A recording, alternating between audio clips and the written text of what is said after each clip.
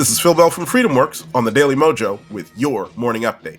Earlier this week, I was planning to skewer New York Governor Kathy Hochul for her proud proclamation that she is using social media as a way to surveil her citizens. And I want you to think about that. For the millions of Americans who have chosen or have the unfortunate distinction of being residents of the state of New York, your governor is surveilling you every time you go on Facebook, Twitter, and Instagram. Why is she doing it? Who knows? Are you suspected of a crime? Who knows? It doesn't matter because she has decided she can and she will. But guess what? This matters to all of us because we all interact with New Yorkers on social media because, as you know, social media does not end at state borders. Therefore, she's surveilling us too. This is unconstitutional and it's unacceptable. And it's pretty bad.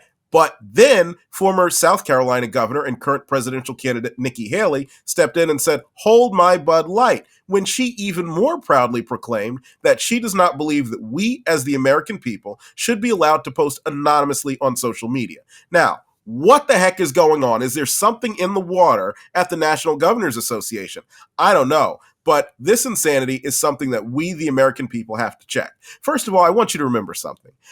A big reason our representative republic exists the way it does is because our founding fathers decided to post, maybe not on social media, but they posted in the form of the Federalist Papers. A lot of the Federalist Papers, which outline how our country is supposed to work, were signed anonymously.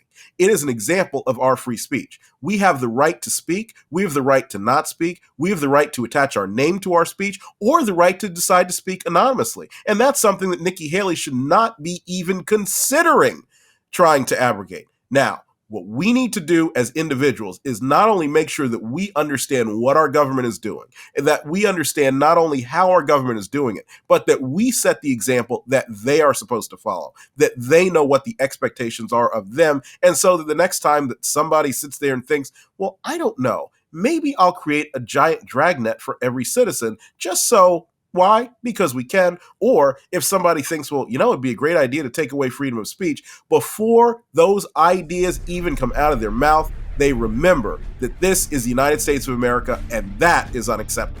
So the first way that you can make sure that happens is by going over to freedomworks.org and signing up to be a member of our freedom teams, where you will find people who love freedom and liberty, and they'll talk about it both publicly and anonymously.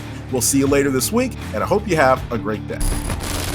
Phil Bell's Morning Update is only on thedailymojo.com.